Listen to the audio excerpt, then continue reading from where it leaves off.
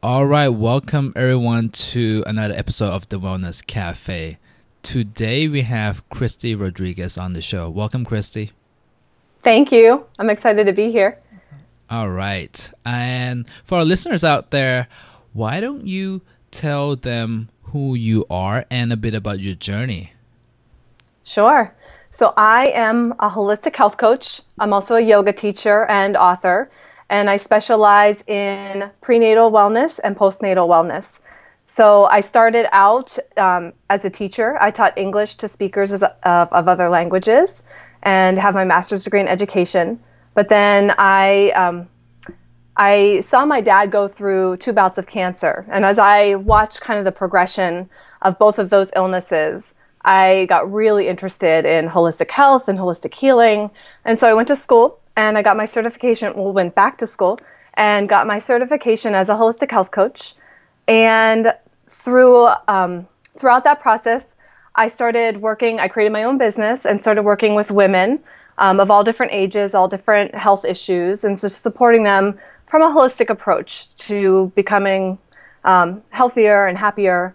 And then when I got pregnant with my first daughter, I became really interested in pregnancy health. And I thought, oh, it's just because this is what's happening in my life right now. That's why I care so much about prenatal health and wellness.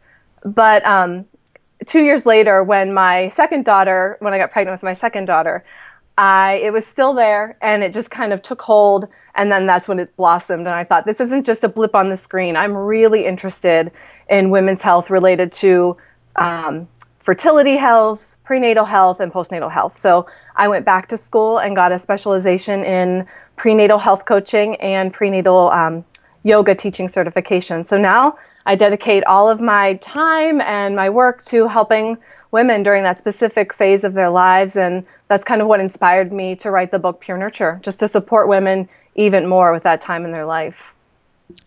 That's amazing. And I mean, such an amazing time in women's life because you're actually creating a life inside of you and a Yeah. lot is going on, hormonal change, physical changes, physiological changes, emotional changes, and all those can be overwhelming, but it's also a sacred time.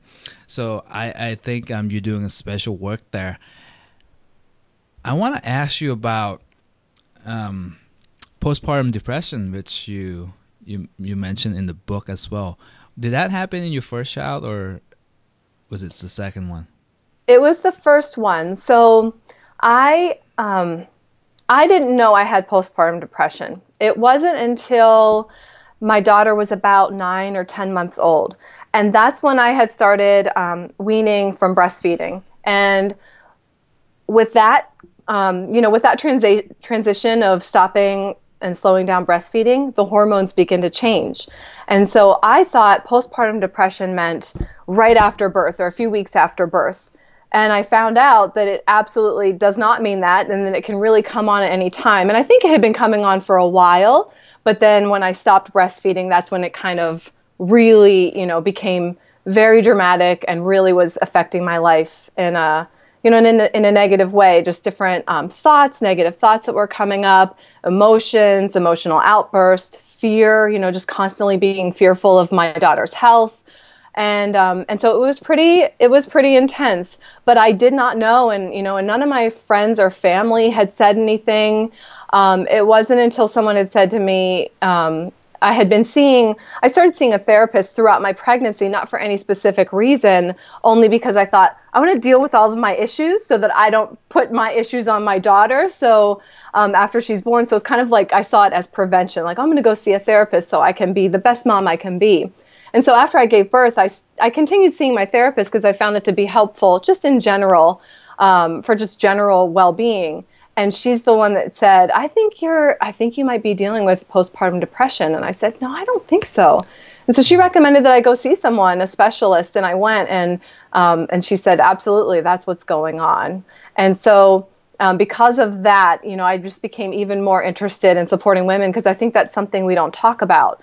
And I did a few things leading up to my second pregnancy, knowing that I had dealt with that before and knowing that I did not want to deal with that before. So I started doing, incorporating some self-care practices and setting things up differently than I did the first time. And I talk a lot about those things in the book and just helping women to, to prevent that and to also know, it's okay if that happens and here's what you can do about it, which I don't talk about in the book, but with the work that I do in general and working with women, that's something that we talk about frequently. Certainly. And do you know how common it is for women? It is. I've seen a couple different statistics out there, but the one I see most commonly recently is 1 in 7 women deal with postpartum depression. And that's just the ones that get diagnosed. I'm talking with friends and family and clients.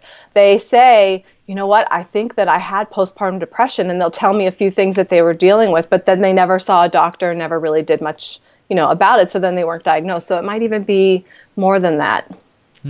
Definitely. I mean, I can kind of go back in my own past and relate to some of that, because when you're in depression, first of all, you might not know, you might not be aware. You're just feeling like, not a good day today. Mm-hmm. Just depends on the severity, right? But what I noticed personally is I didn't want to wake up. I dreaded the day, and it went on like that for a little bit as well. I was going to ask you, was there a lot of doubts that maybe I shouldn't be feeling this way? What's wrong with me? Why am I feeling like this? I'm having a baby. This is supposed to be a great party. Yeah, definitely. That I think is something also that's not talked about a lot, is the fact that when you have a baby, everyone, society, friends, your family, this is the most amazing time in your life. You have this brand new baby. You should immediately be in love with the baby. Everyone talks about this deepest love that you've never experienced in your entire life. And, and it's amazing. It really is. But for some women, they don't feel that. They don't feel that immediate connection. And so they think, oh, God, something's wrong with me, start to get down on themselves. And even if that's not the case, even if you do feel that intense love for the baby, just being sleep deprived and all of the extra responsibility that goes on, and it's a lot. And I think another factor that is involved is, you go through a grieving process especially for a first baby, you go through that grieving process of the life you had before having a baby and the freedom you had to just run out to the store if you needed to get something, or going to a fitness class, going to a yoga class.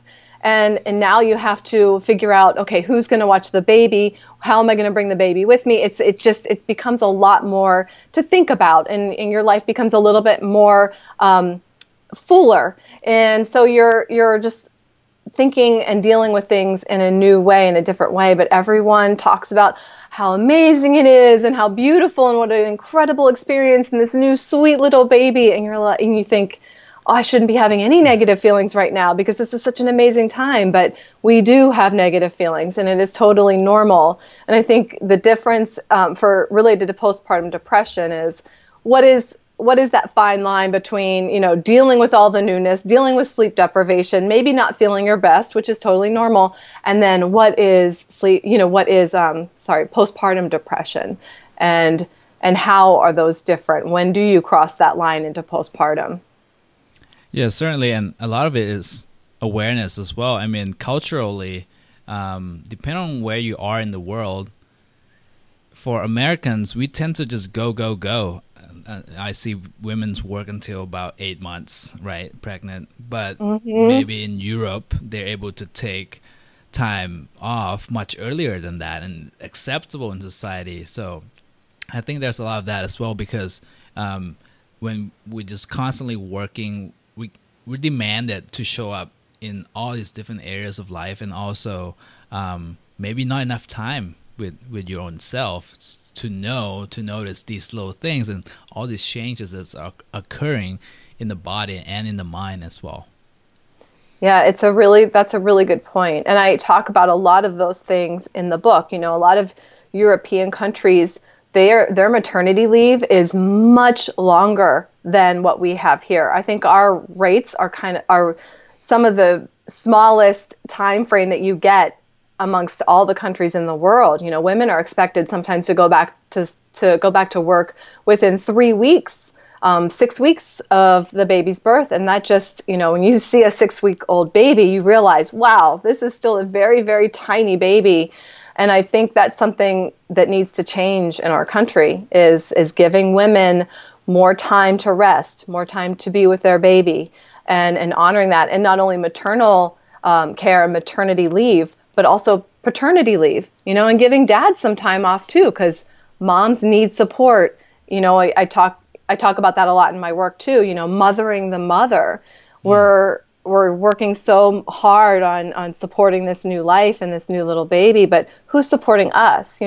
It's important to bring community around, bring friends around, and let people know what you need. Let people know that you need support. Because another factor in our society is this kind of superwoman, we can do it all. We want to do it all. We want to just be able to take care of everything ourselves. And I think it's really important to give ourselves permission to ask for support, ask for what we need, especially in those first weeks and months right after birth. Yeah, definitely the power of ask, right? Because definitely very prevalent in American society or the culture that we're very independent. So asking can seem like a vulnerable place to be.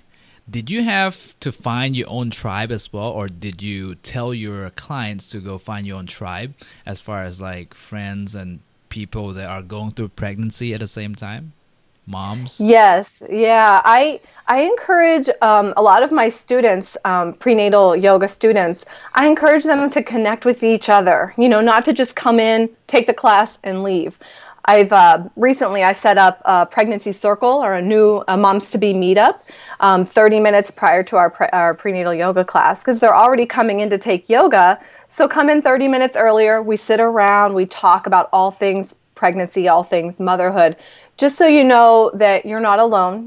Whatever you're dealing with, hearing that other people are dealing with it too. What maybe some ideas of things that they've dealt with, whether it's mental, physical, emotional health, or something totally different, where do you go to get a prenatal massage, and giving some local suggestions of different practitioners around that can be supportive during pregnancy. So that's one thing, really surrounding yourself, finding community, and also, maybe you do have some friends that are pregnant at the same time, maybe you don't, and then maybe you have some friends that have already had kids, and so just reaching out to them, kind of talking with them, asking them questions. And one thing, I say that almost with a little, kind of cautionary note, is that and I can say for myself as a mom, I love sharing my story. I love talking about, what I've dealt with and how my birth went. I love talking about my birth. The births of both of my girls, it was like the best days of my life, and I love talking about it.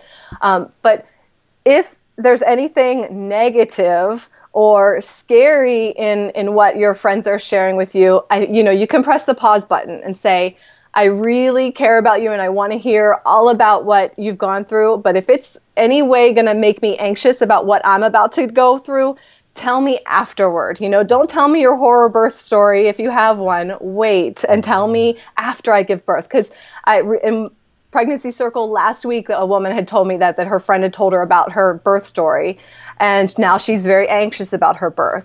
And so I had to reassure her, not all births are like that. The majority of births are totally fine. And, and that not only for birth, just anything in pregnancy in general, just really telling people, just lift me up, support me, and keep all of those other stories until afterward, after I've been through it. So I don't create these stories in my head of what might happen to me. Right. And definitely protect that mental real estate, because there's already so much going on in your mind at the same time. There's no need for another source of anxiety or fear.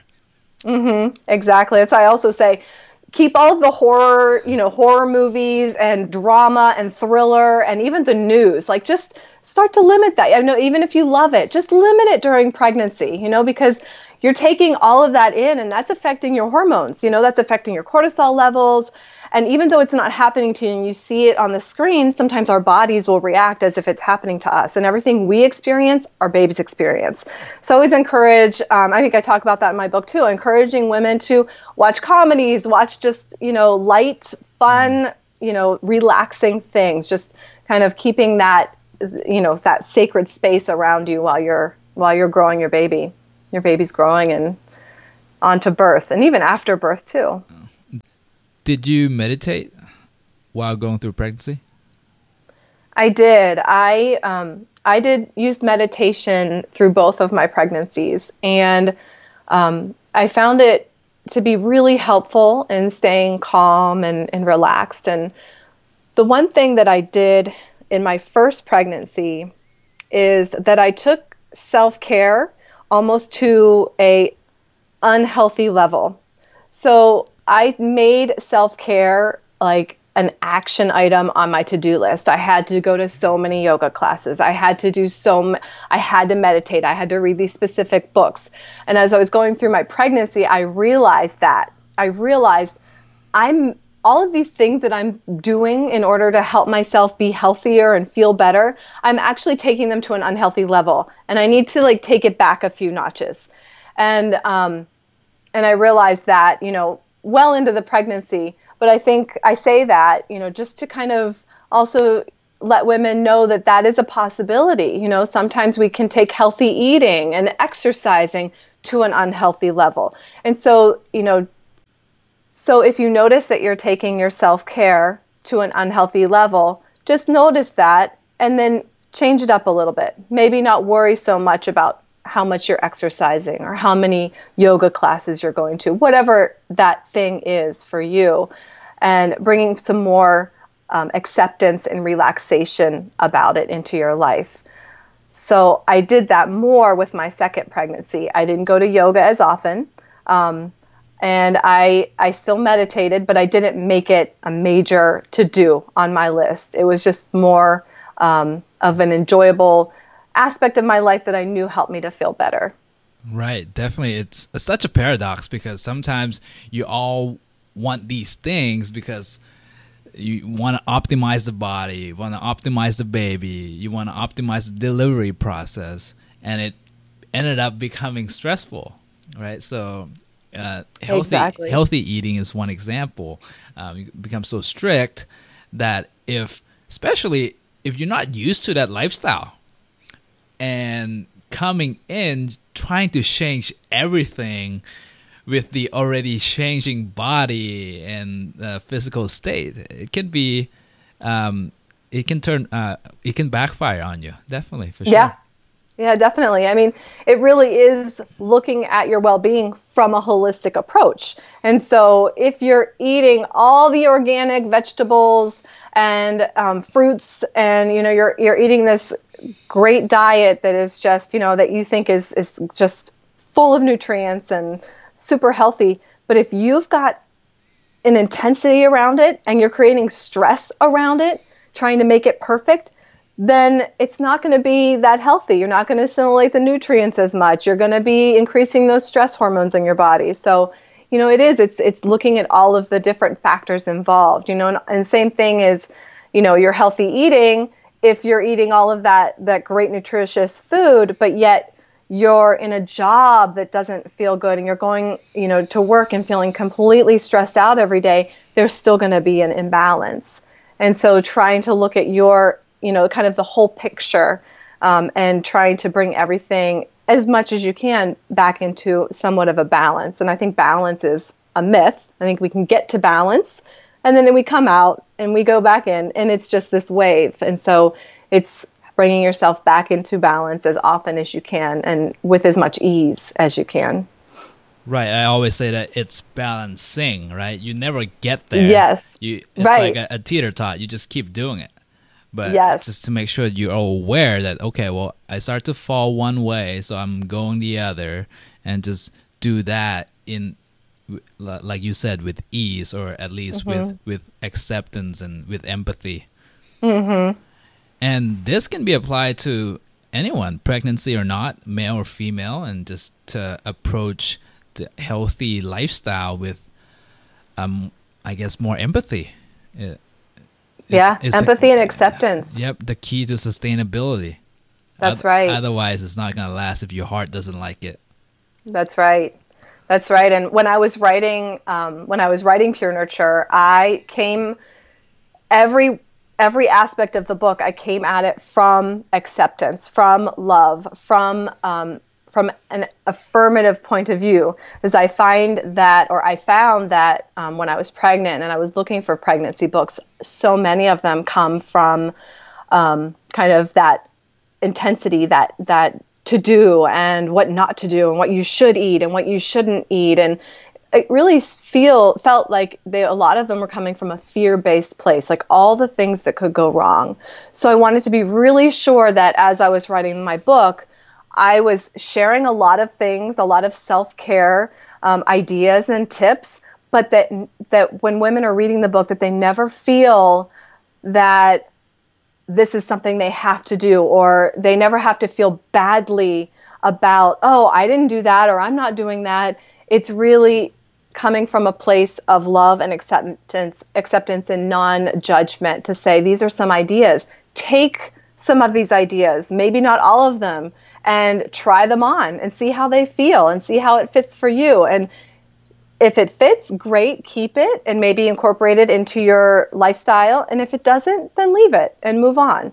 And, I have journal pages at the end of each chapter so that women can, kind of think through some of the ideas that I've presented and have some of their own notes about the ideas. And, I think that that's something that's important also, is coming from a place of acceptance, and love, especially for yourself as a new mom and as a mom to be. Right, and you mentioned many things in the book, including yoga, getting a massage, journaling, and meditation, for example. Mm-hmm. Let's say from your experience, what do you notice to be the most effective method of relieving stress, if there is one that you have to pick? Yeah, I think I can't pick one specifically because we're all so different. For me personally, it's yoga. It's gentle yoga. It was prenatal yoga when I was pregnant. That is my go-to stress reliever and just my overall balancer of my life, just helping me to feel more calm and relaxed. Other people don't enjoy yoga. And, it's the other, I was talking with a friend not too long ago, and she's like, what is self-care? Does that mean I have to take a warm bath? I don't like warm baths. And, and some people love warm baths. And so it's really up to the person, and it's up to the person, the individual, to decide, what energizes me when I'm feeling lethargic, or what calms me and what grounds me when I'm feeling anxious or overwhelmed. What are those things? And if maybe you've never tried any of the ideas that are in the book, or any self-care ideas that maybe you've heard around. And I think it's whatever kind of hits you that maybe that sounds interesting. Try it on and try it out for a little while and see if it helps. For right. Meditation is a great one too. I love meditation. I think anybody can benefit from meditation, but I think it's harder for some people to get into that groove, or even just the idea of meditation isn't interesting to them. And so it really is a personal choice. Just have to approach it with an open mind and see what works and what doesn't, right? Exactly. And try a few different things. With the yoga example, I've heard people say, oh, I tried yoga once, I didn't like it. And it's important to realize with anything, there's different teachers, there's different spaces, different studios, there's different styles. Some are more intense, some are more relaxed. And so it's important to try something several times before you decide, I don't like it. It's like with my girls and eating, it's been a huge struggle lately, and I'm like trying to offer them all, avocados and different foods. I don't like that. And I'm like, I guess there's a study that shows like kids have to try something X amount of times in order to like it. So it's that same idea. I think it's called like acquired taste, or learn something like that. Yeah, it's acquired taste. Like maybe sushi is weird, or some texture is strange, and you're not used to it, and the first time may not be the best, but suddenly you start to adapt to it, and things become easier, and now you find yourself liking it. Mm-hmm. Did you notice that when you stress, the baby is stressed out too, and when you're calm, the Mm-hmm. baby is calm. Was that going Yes. on? Okay. Yes, Yeah. definitely. With my first pregnancy, I went to a Lady Gaga concert.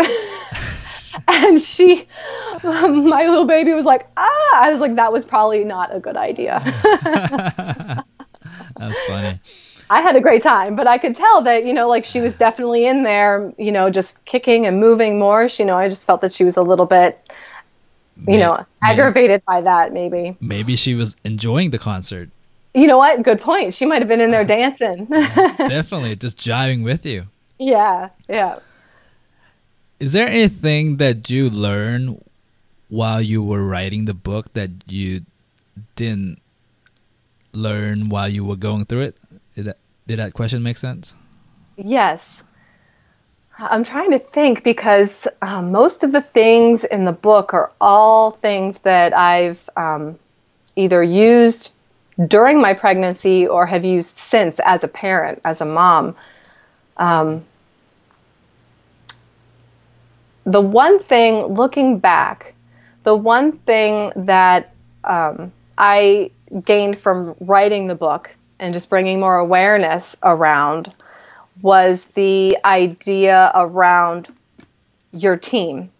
I talk about pregnancy tribe, meaning, friends and family, but also your pregnancy tribe, meaning your chiropractor, your massage therapist, your therapist, your OBGYN, your midwife, your doula, all of those team members that help you to feel your best during pregnancy and postpartum. The thing that kind of really hit home for me as I was writing the book is that I could have done a better job owning when something didn't feel right, owning when a connection or a relationship wasn't quite right, and then letting that connection go, whether it's, with your midwife or with your whoever, whatever practitioner, and owning that, this isn't the best fit, and I'm going to find a better fit, regardless of where you are in your pregnancy. 10 weeks, 38 weeks, really honoring what is best for you and knowing that there are a ton of other support systems and individuals out there, and really honoring your intuition is telling you, and then moving on from someone if you need to. I wish I had done more of that.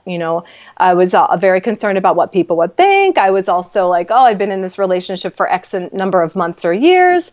I need to stay. And looking back, if I could tell myself one thing, and what I learned from writing my book is, you don't have to stay. If this doesn't feel right, you can move on. You can find someone else to support you in that area. Once again, this is pregnancy or not, like really applicable to anyone in any relationship.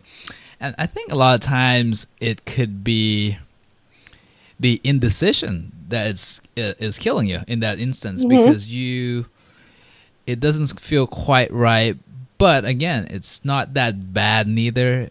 Like, it's just kind of in the middle, and you don't want to break their heart, or you don't want to say that you want to move on. But again, the relationship doesn't fully serve you. It's kind of half-assed.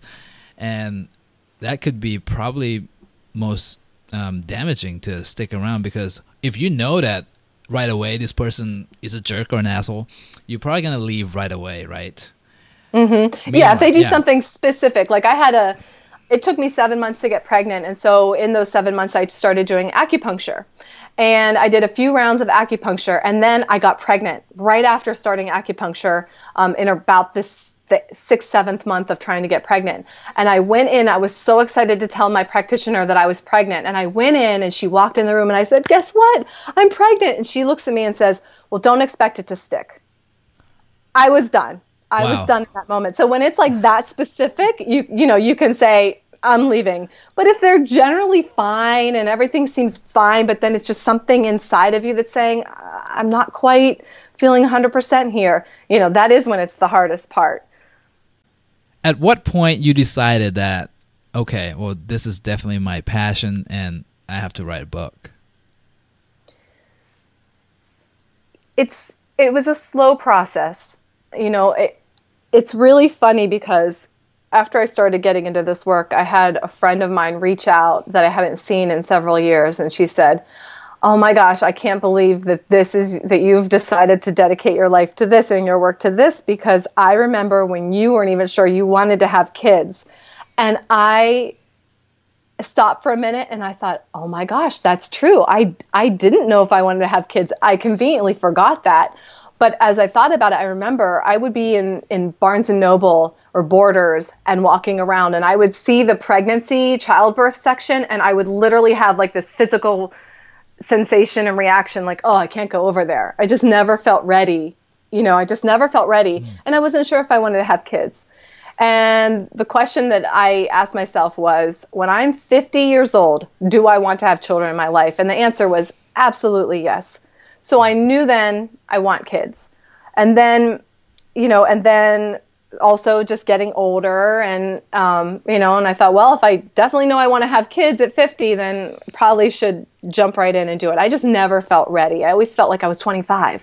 And then all of a sudden I'm, going on close to 35. And I'm like, okay, I'm not 25 anymore. And so then, we decided. And when I was pregnant, that's when I had mentioned before, that little, something started bubbling up that, what, I love health. I love holistic health. I love helping people to feel their best. Maybe I could do this for pregnant women. And so it was percolating. And then it continued to percolate for about 2 years. And I got pregnant again.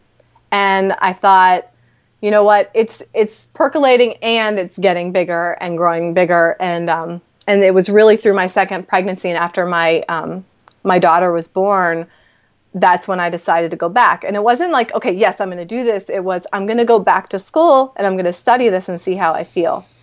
And so I did that kind of with an open mind, just still testing the waters.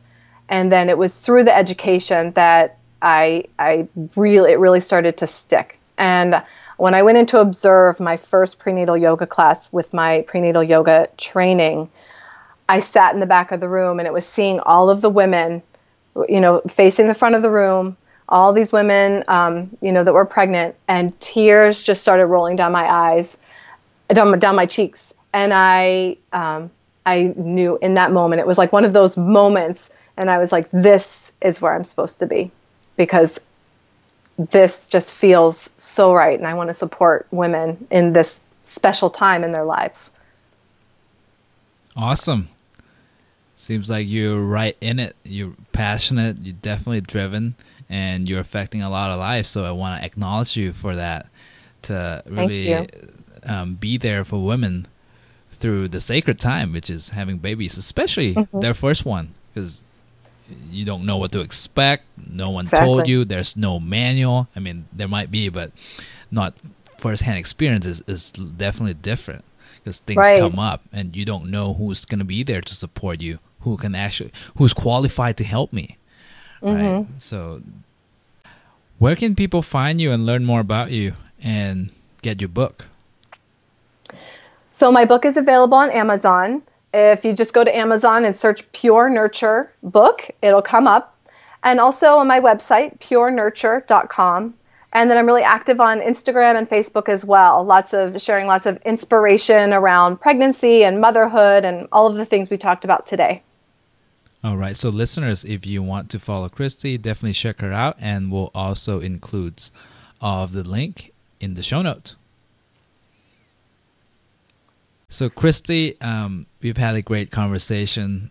I think we've come full circle. And the name of the show is called The Wellness Cafe. And it's a place where we hang out at the cafe and just have a conversation regarding wellness. If I offer the term wellness to you, what comes up? I think wellness means feeling your best and having an awareness of what that means for you. Because knowing that people feel differently.